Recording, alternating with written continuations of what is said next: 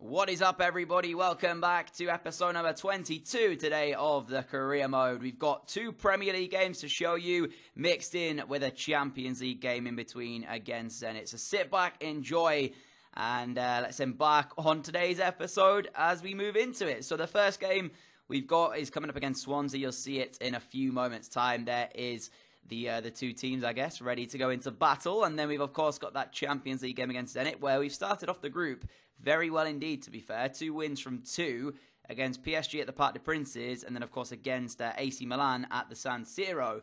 Then we are going to be having a home game, this time around in the Champions League, and it will be against Zenit, so hopefully we can get another victory there.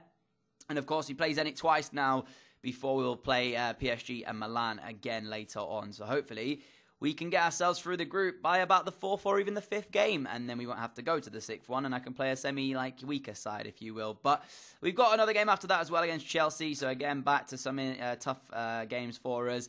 We've had a couple of tough games recently, which sees us not quite in the top spot of the Premier League. We're up there, but not quite at the top, as I said. For this season, I'd probably take a top 4 finish and trying to get as far as we can in the Champions League. I think that's going to be the aim for us this season, so yeah, we'll see how we get on regarding that. And this game against Swansea, guys, over at Liberty Stadium is going to be a tough one. I don't like playing Swansea in this game. There's something about them. They just seem to play quite well against me. And it's not that they have attacks. It's just they defend pretty well, and I struggle to break them down. But luckily, 17 minutes in, we got the lead. It's Marcus Rashford after Smolov struck one goalwards.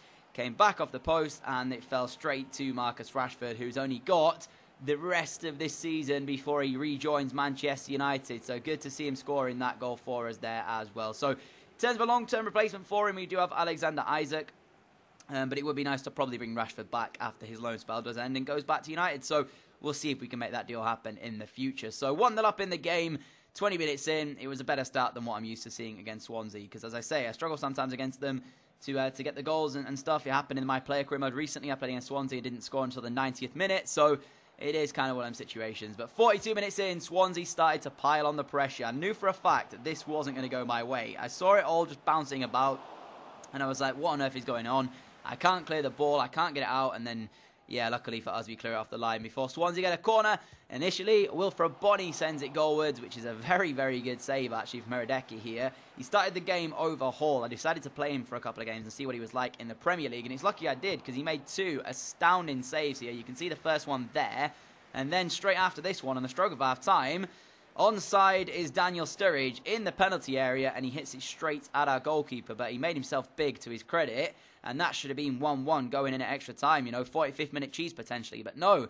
Our goalkeeper makes 2 very good stops, and it is still 1-0 to us here in this game. And then 47 minutes in, we managed to find another goal. It's Smolov this time, getting himself on the score sheet. A nice 1-2, I think, with Bonaventura, before he runs through and manages to just about squeeze it over the top of the keeper. He used the bar on the way through, though, so it wasn't completely clean from him. But still, it's in the back of the net. It's 2-0, and it looks as if the 3 points are coming back to Huddersfield with us here if we can hold on. So, yeah, very good finish from Smolov there, and as I say, it was just a game where it was an interesting one, because we weren't really dominating the game, and we were 2-0 up, which has been opposite of what we've had in a couple of games recently, where we've been dominating games and not quite managing to win them. So it was kind of, I guess, a breath of fresh air to not necessarily be dominating, but actually be winning the game. And then Isak came off the bench. He added a third to the mix as well, with about 20 minutes or so to go after Munier put him through. Defensively, that wasn't very good from Swansea, to be fair, and Fabianski couldn't really do anything about it there, as Isak makes the goal happen for us. So yeah, as I said, sometimes you're not playing very well, you get the results, and that's what we need to do more of. We need to stop playing very well and not getting results, and start playing not very well but still getting them. So, although it would be nice as well to play very well and get results, but sometimes it's not possible. So, yeah, not the greatest performance in the world here. I did allow Swansea a little bit too much possession in some cases, gave them a couple of chances I shouldn't have done. But overall, we get the 3-0 win, and that is the way the first game ended of the episode. So 3 points on the board. It will certainly help us when we're trying to climb our way back up the table into that second or even first spot if we can do so. So good start, in all honesty. And for Swansea, not quite what they were looking for. They should have equalised. It should have been 1-1. And by match facts, you can see there actually they had more shots and more on target than we did. But still, we came away with the 3 points, which is something that I'm very, very happy with. So, yeah, if you can say that if our goalkeeper hadn't have made the saves he did, maybe that we would have lost that one or possibly drawn it. But luckily, he did make the saves, and that's what he's in the team to do. So there you go. Now we move on to the Champions League, guys. As I said, we've got a game against Zenit. And this one was one of the games that I wasn't really looking forward to, because this one was one of those games where, when you consider that we've already played against PSG and against AC Milan, and we won both those games 1-0, you can bet your bottom dollar that this is a type of game that will slip up in. You know, arguably, it's us and Zenit who, on paper, are the weakest teams in the group between AC Milan and PSG. Maybe Zenit would be in there ahead of AC Milan, I don't know. But in terms of the group stage itself, we are, I'd say, the two weakest teams, Huddersfield and Zenit. Possibly Huddersfield being the weakest of the four. So, I mean, I came into this one after the 2 wins we already have, expecting maybe we'll get a third win. But I thought we have home advantage. We've got a better team, in my opinion, on paper than that Zenit do. But you know what? I'll take a point, is what I told myself coming into this. I'll take a point. So, going into it, I said I'll take a point. And then I saw their team, and I was like, actually, we probably should be winning this game. They've got a couple of good players in there.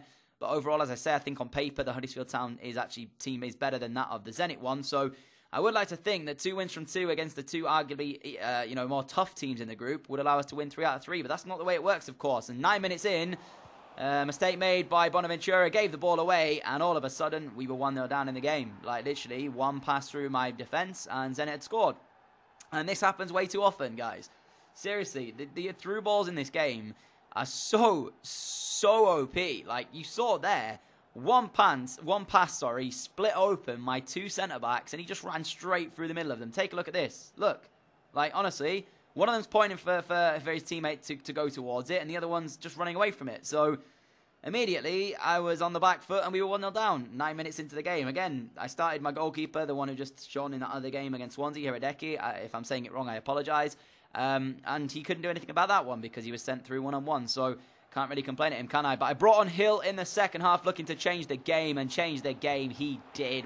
What a finish from our young youth academy player, and that is just sensational. He picked up the ball quite deep, actually, ran at the Zenit defence, continued his run, and then all of a sudden he just hit one like it was so simple on that left foot of his. He's actually got a 4-star weak foot, 5-star skill moves, guys, as Hill, so it means even more reason as to why we should be training him up and trying to make him our next big Huddersfield Town player. But that finish, sensational, brought us back on level terms. It allowed us to have a little bit of breathing space, if you will, as we move into the 61st minute now. Aaron Moy into Bonaventura. Bonaventura to Hill. Is he going to get 2 from 2? No, he won't, because the keeper makes a good save. And you're thinking, wow, this kid is something special. Before Zenit got themselves another chance. Krenveta here on the ball, gave it to the goal scorer. He ended up turning my defender far too easily, but that has to be the save of the episode so far. Hiradeki becomes an absolute hero with that one-handed stop over the top of the crossbar.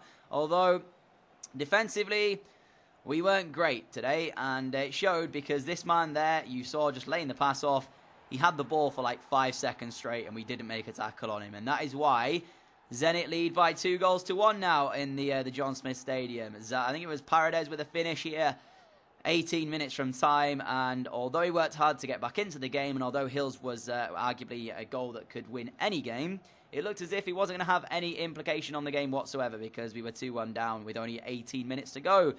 So, disappointingly, we had to come back down, or we had to get back on other terms from being a goal down, I guess, and 90 minutes on the clock, you're thinking it's not going to work for us. Alexander Isaac bearing down on goal. Is he going to take the shot on? No, he doesn't. He lays it off across to Hill, who stays on side and makes the score. Huddersfield 2, Zenit 2 on the 90th minute of the game. There you go. That's what we needed to happen there. So, you know, I have to give credit to Isaac. He could have taken the shot on and maybe missed it, but he chose instead to try and dink it towards the back stick. And luckily it worked out because there was Hill to nod us back into the game. So, again, not the greatest performance in the world. Much like the one against Swansea, we only picked up 3 points, or we did pick up 3 points in the game against Swansea in that one after a very poor performance. This time around, we have another poor performance and we get a point. So, all things considered, the way this game went, as I said earlier on, before the game, I told myself I'd take a point. So, I continue my thought process there. I'm happy with that point, you know. 7 points from our opening 9 in the Champions League. If you've given me that at the start of the group stage, I would have taken it with both hands. So, pretty happy with the way it's gone. And although Zenit probably deserved to possibly win the game with the way they played, they were much more clinical than we were, had a bit more of the ball, and when they got the ball, they were a bit better with it. you can say that it's just, you know, sod's law, I guess. We're not playing very well, but at least we're getting results at the end of the day. And in the other game in the group stage, guys, PSG and Milan played out a 2-2 draw, which keeps us top of the group stage, luckily for us. So after that game there, it didn't really matter that we've drawn it. We're on 7 points. The next highest team is, I do believe, PSG on 4, is it? Or 5? 5 or 4? I think 4. I think PSG are on 4 points. I think Milan are on 2 points. And I think Zenit, after the games have been played as well, are on 2 points. So we're 3 points clear at the top with 3 games to go. And 5 points clear of the 3rd place. So at least we're looking like if we, I'd say, possibly win the next game, we're pretty much through, I would say, in terms of the group. We do, of course, though, want to go through as group winners if that is a possibility for us. So out of that game into the next one, we're moving into the one against Chelsea now. And as the team's warmed up, I was really not looking forward to this. I'd not played well. And I've just hit that thing in FIFA, guys, where, you know the term of, like, when you're running a marathon, you hit the brick wall. That's what I've done in FIFA. Like, I've played that much FIFA now that I've hit the brick wall. And it's got to the stage where when I'm playing these games, it's not even enjoyable anymore. Like, I'm having to grind to get results. And that is, like, the worst thing possible. Because when you're not playing good FIFA, you get frustrated and stuff. And it's just, yeah, I was expecting to get slapped by Chelsea here. I've got to be honest with you. I looked at their team as well, Bakayoko and Kante as a midfield 2. And I was thinking in the back of my mind, we've got a midfield 5. So if we get overrun as this midfield 2, I'm going to be screwing. But luckily, we started off the game a little bit better than we have done in the other 2 here. Aaron Moy into, I think it was Aqua. They kept the ball a little bit between them. Bonaventura then plays it through to Smolov, who should, quite rightly, open up the scoring. And he missed. He put it wide of the post. No idea how he did that, because he should have scored. And I was a bit frustrated that he didn't score after that. You can see it's inches wide of the post, though. So I suppose I have to be a little bit less harsh on him. He should have scored, but he wasn't that far away from scoring. And then 11 minutes in, we started off this game very well, as I said, off to a pretty flyer. And Smolov gave it off to Bonaventura. Bonaventura gets in behind. First time strike. And this time it's the woodwork denying us what would have been the opening goal of the game. So, yeah, disappointingly, not finding the opening goal of the game. And even more disappointingly, guys, after that, there was no other chances in the game. It ended up being a 0-0 draw. So luckily, we didn't get smashed by Chelsea. And I didn't end up losing. But even worse, there was 2 chances, and we arguably might have taken 3 points had we have taken either of the 2 chances. Because, you know, after the game had been played out, nothing else really happened. Chelsea weren't really great going forward. I was expecting that. Whenever you come up against 5 at the backs, it's so easy to play against them because you never even have to defend unless they catch you on the counter. So it's fairly straightforward to be able to play these games. And I mean, you can see there was a few other, like, I guess, highlights I could have shown, but there were nothing really, you know, majorly that great to show in the game. So overall, I would say the episode has been, it's been a good one in terms of results. Just my performance has dipped and I've not really played very well. As I said, I've hit that brick wall in FIFA, and that's what's kind of causing me the issue at the moment. I'm sure after I take a few days rest off of FIFA and stuff, we'll be good to go for the next episode. And of course, we go back to even more important games. Getting out of the group in the Champions League is going to be a tough one as well. So hopefully you enjoyed today's episode, guys. If you did, a like, rating, we greatly appreciate it, guys. No My Player Career Mode today. It will be back from 4 p.m. tomorrow, guys. Today we're going to have an episode of this, the Career Mode, and then we're going to have an episode of our Ultimate Team series up later on at 6 p.m. So hopefully, guys, I will see you all again in 2 hours' time for that video. If you did enjoy it, a like, rating, we greatly appreciate it on this one. Thank you for your continued support on the channel. I really do appreciate it. We're closing in right now on 15k subs, which is just sensational. I never expected to reach that, guys. It's crazy. So thank you so much for that, as I'm showing you the league tables here for anybody who is interested. And I've actually got some news regarding a Road to Glory Career Mode coming soon. Not any time right now, though, guys. You'll have to wait and see. There may be a video up about it for you guys to choose a team for us later on down the line. So stay tuned for that. Other than that, I will see you all again at 6, guys. Catch you all then. Adios.